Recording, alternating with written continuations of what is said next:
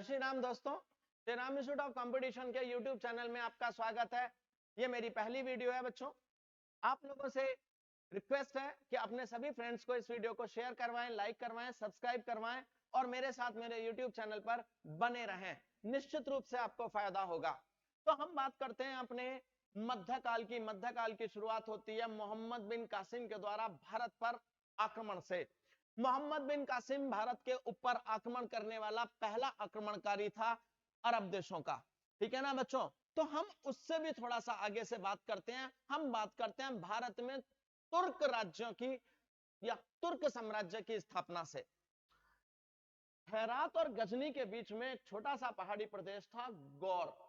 हेरात और गजनी के बीच में एक छोटा सा पहाड़ी प्रदेश था गौर, और यह गौर राज्य महमूद गजनवी के अधीन था।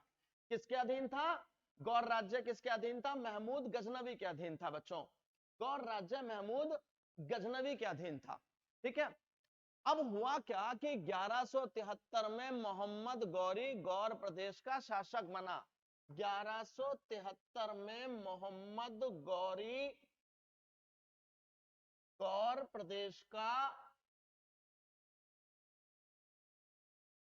शासक बना। ठीक है।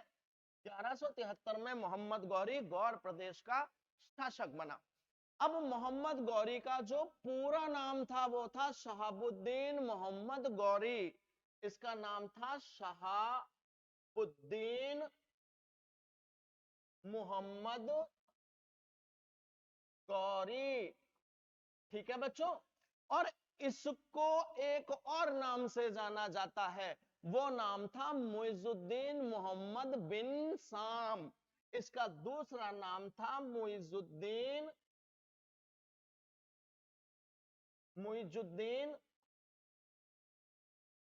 मोहम्मद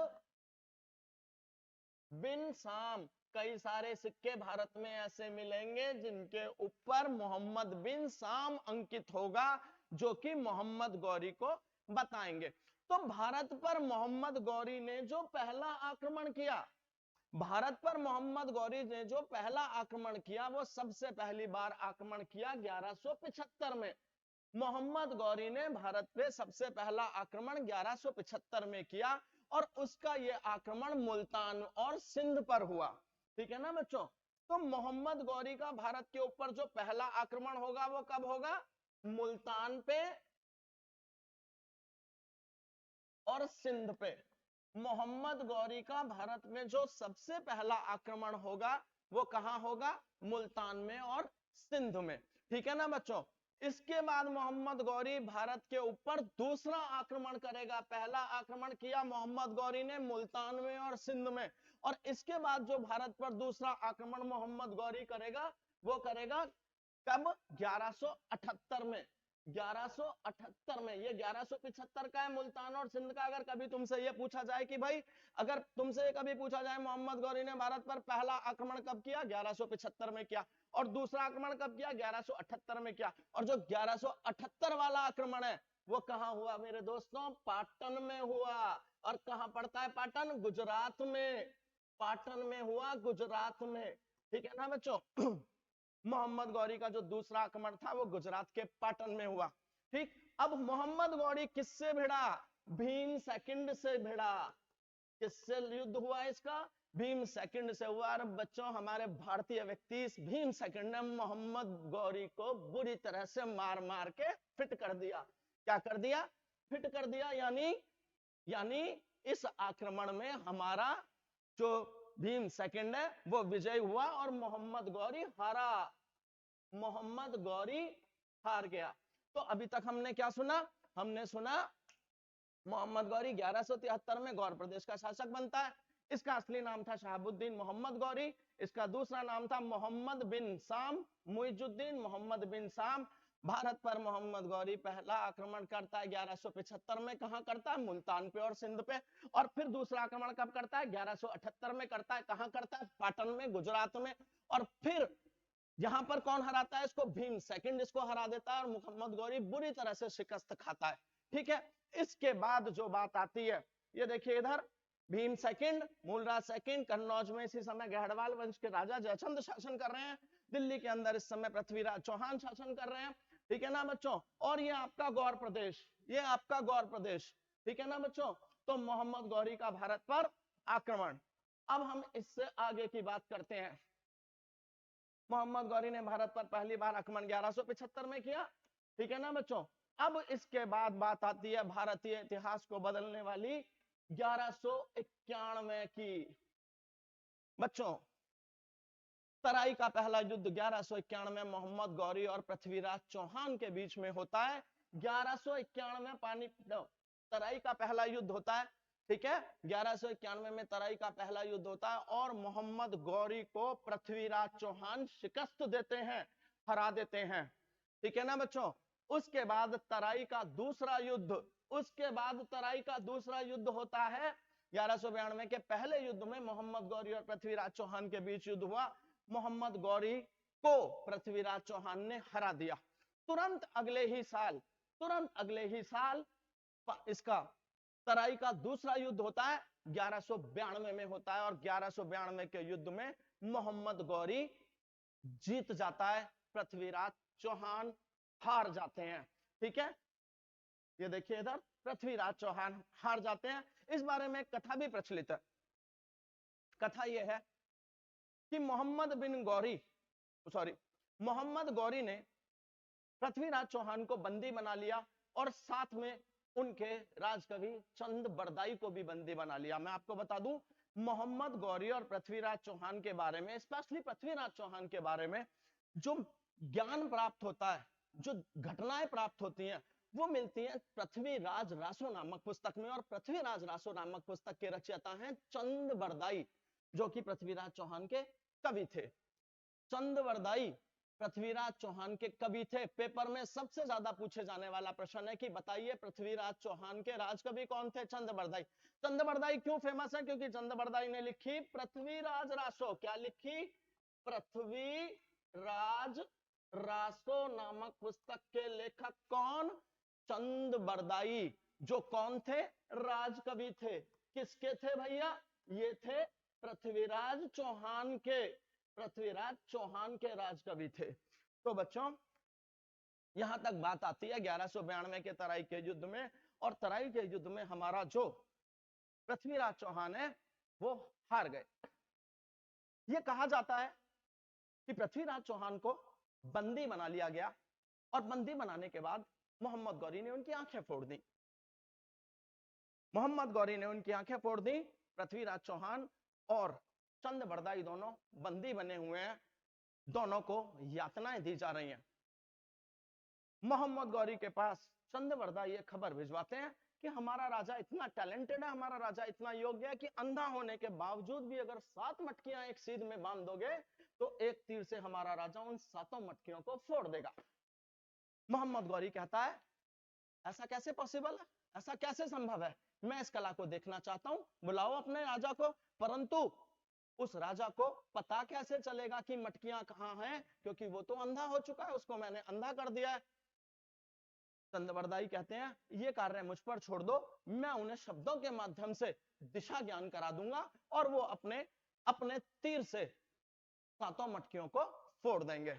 राज दरबार में इस कला का प्रदर्शन होता है, राज दरबार में इस कला का प्रदर्शन होता है। और अब सुनिए क्या कहते हैं चंद बरदाई। कहते हैं 4 बास 24 गज 8 अंगुल परमाण, 4 बास 24 गज 8 अंगुल परमाण, और ता सिंहासन सुल्तान है मत चूके चौहान। समझ ही गए होगे, लोकेशन मटकियों की नहीं सुल्तान की बताई गई। 4 बास 24 गज 8 अंगुल परमाण, ता सिंहासन सुल्तान है मत चूके चौहान। तो इस तरह से इस घटना के बारे में बहुत कुछ कहा गया है हमारे इतिहास के अंदर। तो बच्चों, 1191 में पृथ्वीराज चौहान के साथ मोहम्मद गौरी की जो लड़ाई हुई, 1191 में पृथ्वीराज चौहान के साथ जो मोहम्मद गौरी की लड़ाई हुई, उसके अंदर पृथ्वीराज चौहान जीते। 1192 में वो हार गए और पृथ्वीराज चौहान के बाद मोहम्मद गौरी की बात पर दोबारा वापस आते हैं हम। ठीक है बच्चों, चलिए अब देखिए इधर, इससे आगे की बात करते हैं हम अब मोहम्मद गौरी को भारत के ऊपर राज करना ही नहीं था। उसका कोई बेटा नहीं था, ठीक है ना बच्चों।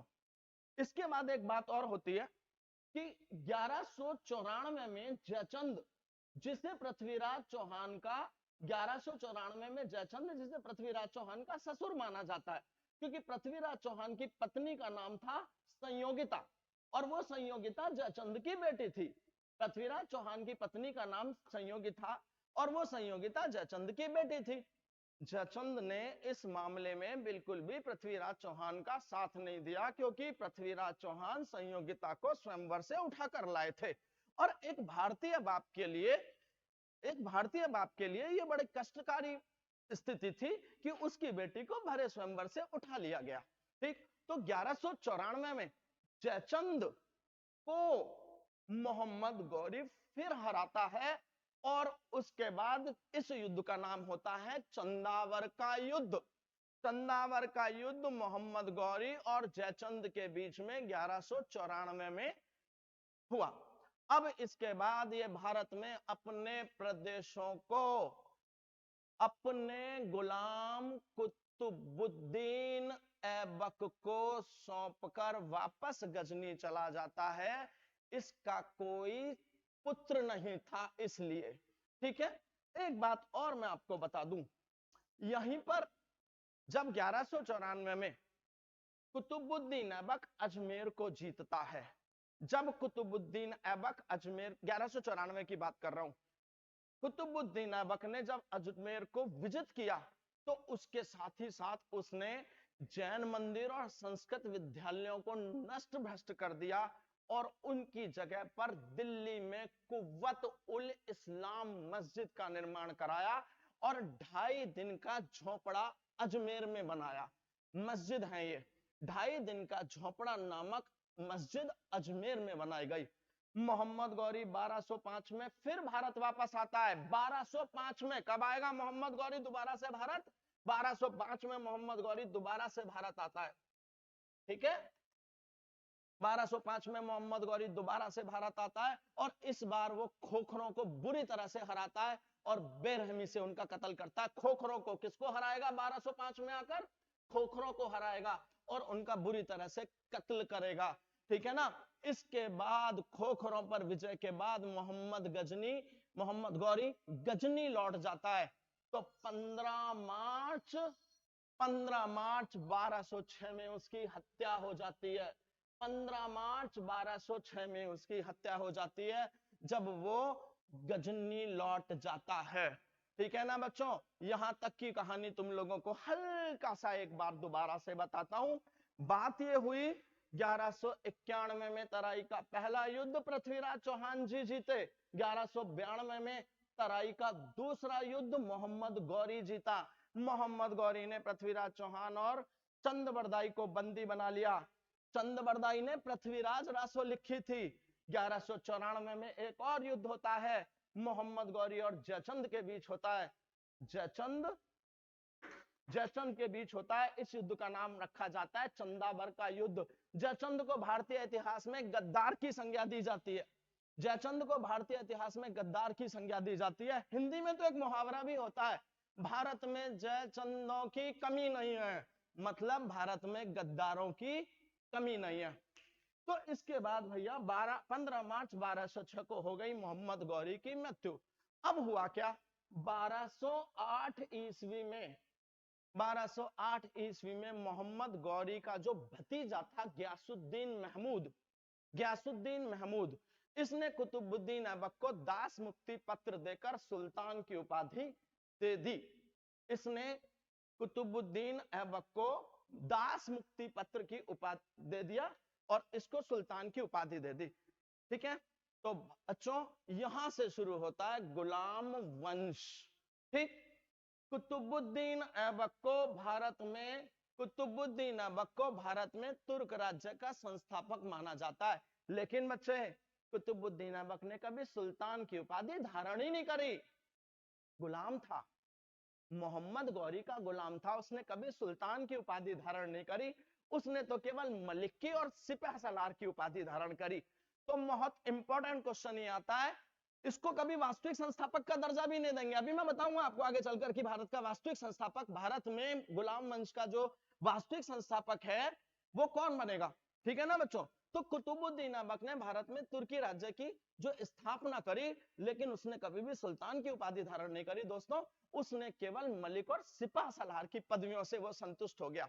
अपनी दानशीलता के कारण, अपनी दानशीलता के कारण उसको,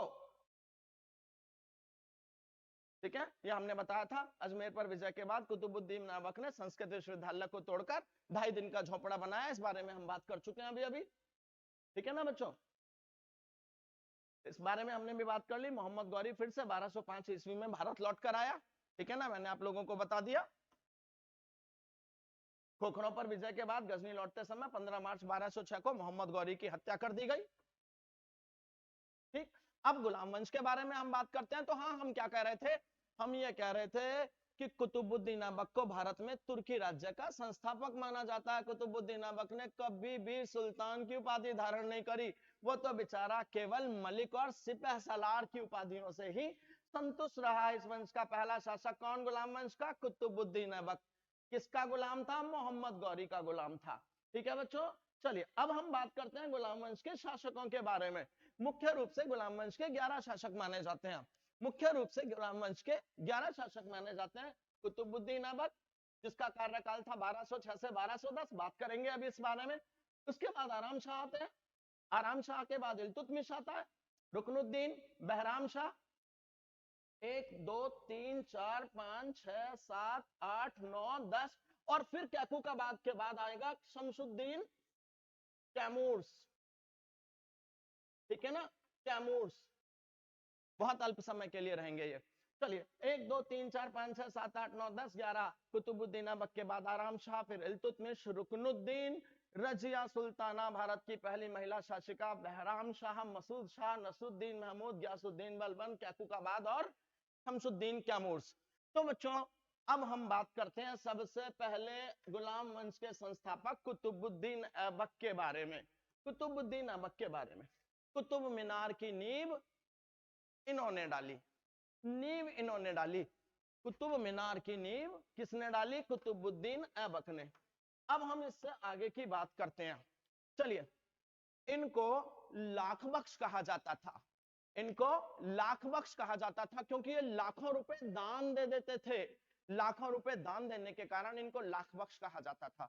ये हाथियों का भी दान देते थे। लाख बख्श किसको कहा जाता है, लाख बख्श कुतुबुद्दीन ऐबक को कहा जाता है, ठीक है ना बच्चों। क्यों, लाखों का दान देने वाला, उस समय लाखों की वैल्यू समझ रहे हो, और यार लाखों की वैल्यू तो आज तक भी है। इसके बाद पील बख्श भी कहा जाता था इनको, पील बख्श, इनको पील बख्श भी कहा जाता था क्योंकि ये हाथियों का भी दान कर देते थे। इनके दरबार में हसन नियाजी रहते थे, हसन नियाजी इनके दरबारी थे, ठीक है ना, बहुत विद्वान थे ये, ठीक। और इसके अलावा मुदव्विर नामक विद्वान भी इनके दरबार में थे, मुदव्विर नामक, ठीक है। तो बच्चों अगर एक गुलाम अपनी बहादुरी से, अपनी योग्यता से भारत का शासक बन सकता है, तो आप सरकारी नौकरी क्यों नहीं रह सकते, क्यों नहीं ले सकते मेरे बच्चों। जागते रहना है, पढ़ते रहना है, पिताजी की फिक्र को फक्र में बदल देना है और सरकारी लेकर नौकरी लेकर दिखाना है। बच्चे, रुकावटें आती हैं सफलता की राहों में, ये कौन नहीं जानता, रुकावटें आती हैं सफलता की राहों में, ये कौन नहीं जानता, लेकिन फिर भी मंजिल पाई लेते हैं जो हार नहीं मानता। हाथों की लकीरों से कुछ नहीं होता बेटा, हाथों की लकीरों से कुछ नहीं होता, क्योंकि किस्मत तो उनकी भी होती है जिनके हाथ नहीं होते। बदल जाओ इस वक्त के साथ या वक्त को बदलना सीख लो, बदल जाओ इस वक्त के साथ या वक्त को बदलना सीख लो, मजबूरियों को मत कोसो, हर हाल में चलना सीख लो। हर दूसरे बच्चे से बात करो, भैया जी, सर जी, हमारे तो नौकरी की दिक्कत है, हमारे पास फाइनेंशियली दिक्कत है, हमारी मम्मी बीमार है, हमारे पापा बीमार है। नहीं बेटा, वक्त को या तो बदल जाओ वक्त के साथ या वक्त को बदलना सीख लो, और मजबूरियों को मत कोसो, हर हाल में चलना सीख लो। मजबूरियों को कोसने से तुम्हें तुम्हारी मंजिल नहीं मिलेगी, तुम्हें तुम्हारी मंजिल मिलेगी श्री राम इंस्टीट्यूट में पढ़ने आकर। चलो बेटा, हम इससे आगे की बात करते हैं, अब हम इससे आगे की बात करते हैं। चलिए, इसने भारत की पहली मस्जिद कुव्वत उल इस्लाम मस्जिद बनवाई? आपको मैं बता दूं, पृथ्वीराज तृतीय अपने चौहान साहब के राय पिथौरागढ़ के किले पर यह मस्जिद बनवाई थी। पृथ्वीराज चौहान के किले राय पिथौरागढ़ पर यह मस्जिद बनवाई गई थी। और बच्चों 2.5 दिन का जो झोपड़ा था, इसको लिख लो, इसको लिख लो बच्चों, 2.5 दिन का झोपड़ा विग्रहराज का संस्कृत विश्वविद्यालय था। 2.5 दिन का झोपड़ा अजमेर में, 2.5 दिन का झोपड़ा, ठीक है ना।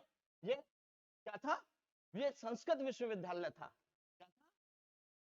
संस्कृत विश्वविद्यालय था।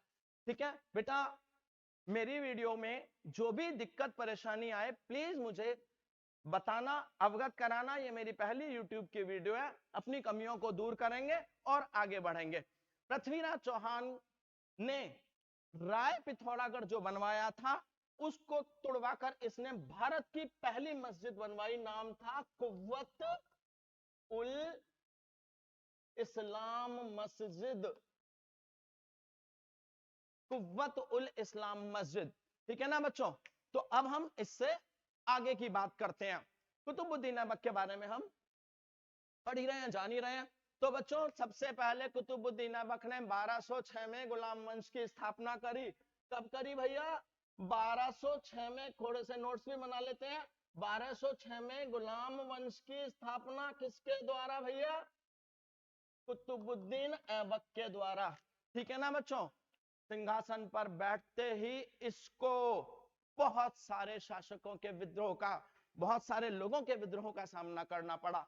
उनके अंदर जो बहुत ज्यादा प्रचलित नाम है वो है नसरुद्दीन कुबचा।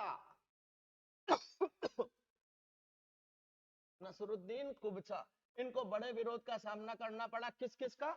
नसरुद्दीन कुबचा का, मोहम्मद ताजुद्दीन का, मोहम्मद ताजुद्दीन का। ठीक है, इनको मोहम्मद ताजुद्दीन के विद्रोह का सामना करना पड़ा, गयासुद्दीन के विद्रोह का सामना करना पड़ा। देखिए आपको भी पता ही है कि कोई भी अगर शासक बनने की कगार पर होगा, राजा बनने की कगार पर होगा, तो बहुत सारे लोग उसका टांग खींचने में लग जाते हैं। तो इन सारे के सारे लोगों ने भरसक प्रयास करे कि मोहम्मद कि ये सारे के सारे अपने अपने राजा बनने के प्रयास में थे। तो इसलिए कुतुबुद्दीन ऐबक को इन सब का बहुत ज्यादा सामना करना पड़ा। हम बात कर चुके हैं बहुत दानी थे ये, इसलिए इन्हें लाक्स बक्स कहा गया। हम बात कर चुके हैं दिल्ली में कुतुब मीनार की नींव इन्होंने डाली। एक बात और, कुतुब मीनार जो बनी, कुतुब मीनार जो बनी वो किसकी याद में बनी? एक बहुत बड़े संत थे। कौन? कुतुबुद्दीन बख्तियार काकी। कुतुबुद्दीन बख्तियार काकी। ठीक है भैया, कुतुबुद्दीन बख्तियार काकी के नाम पर कुतुब मीनार का नाम रखा गया। अब हम इससे आगे की बात करते हैं। प्रारंभ में ऐबक की राजधानी लाहौर थी। मोस्ट इंपोर्टेंट क्वेश्चन, सबसे ज्यादा पूछा जाएगा। कुतुबुद्दीन ऐबक की राजधानी कहां थी? लाहौर थी। तो भैया लेके कौन आया? दिल्ली कैसे बनी? दिल्ली लेकर आएगा इल्तुतमिश। कुतुबुद्दीन ऐबक की राजधानी लाहौर थी, इल्तुतमिश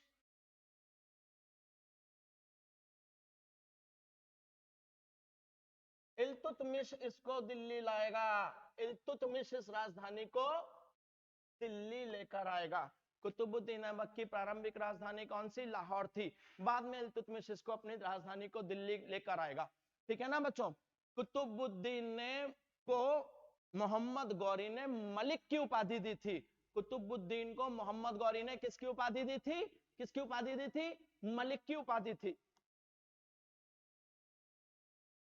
ठीक है ना बच्चों, मलिक की उपाधि दी थी। ठीक है ना बच्चों। इसके बाद में आपको बता देता हूं, कुतुबुद्दीन ऐबक के दरबार में रहता था हसन नियाजी। कुतुबुद्दीन ऐबक के दरबार में रहता था हसन नियाजी। ठीक है ना बेटा। अब ये जो हसन नियाजी थे इन्होंने ताजुल मुहासिर नामक ग्रंथ की रचना की थी। कौन सा ग्रंथ? ताजुल मुहासिर।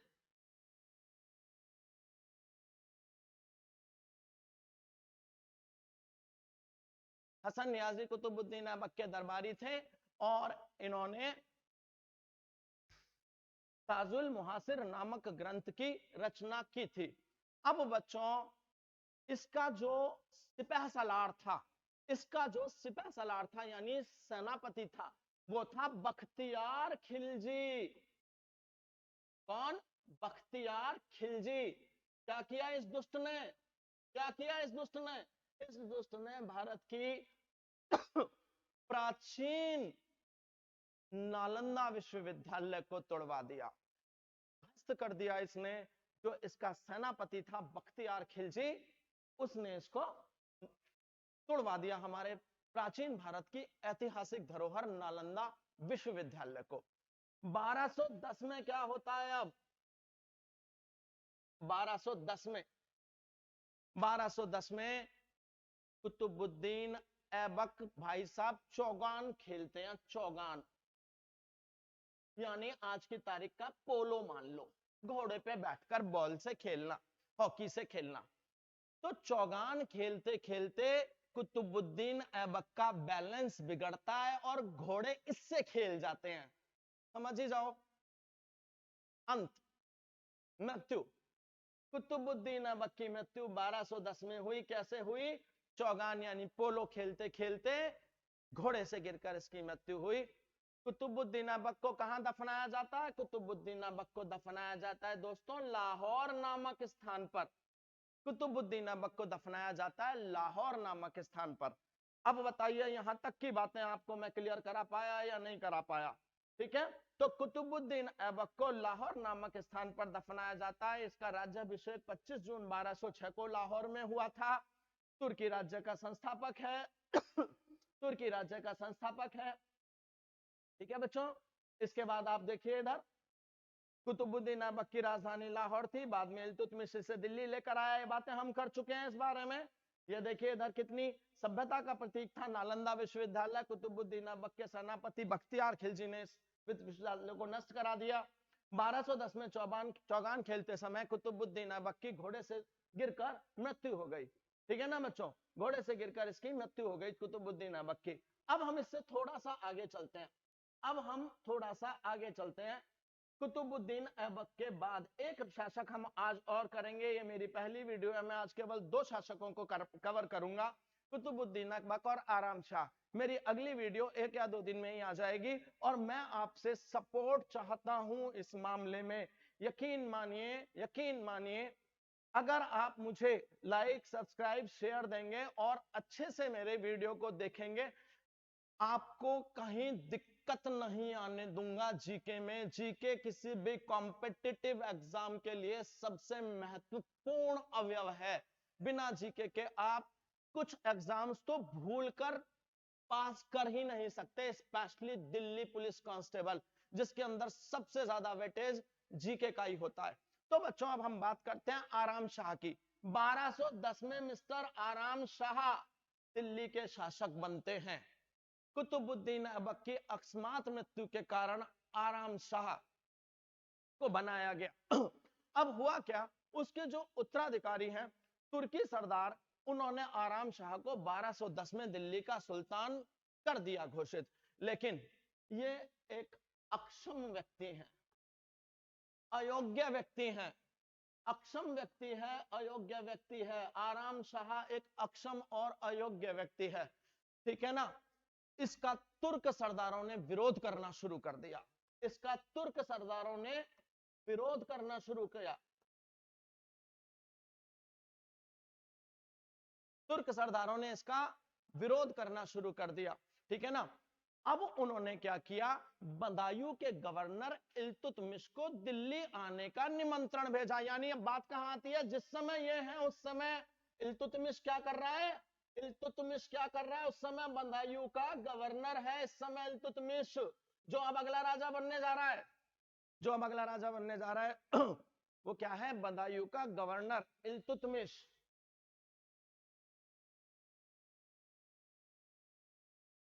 इल्तुतमिश कौन है, बदायूं का गवर्नर है। तो दिल्ली के सुल्तान तुर्क सरदारों ने इल्तुतमिश को दिल्ली आने का निमंत्रण भेजा। इल्तुतमिश फटाफट दिल्ली पहुंच गया।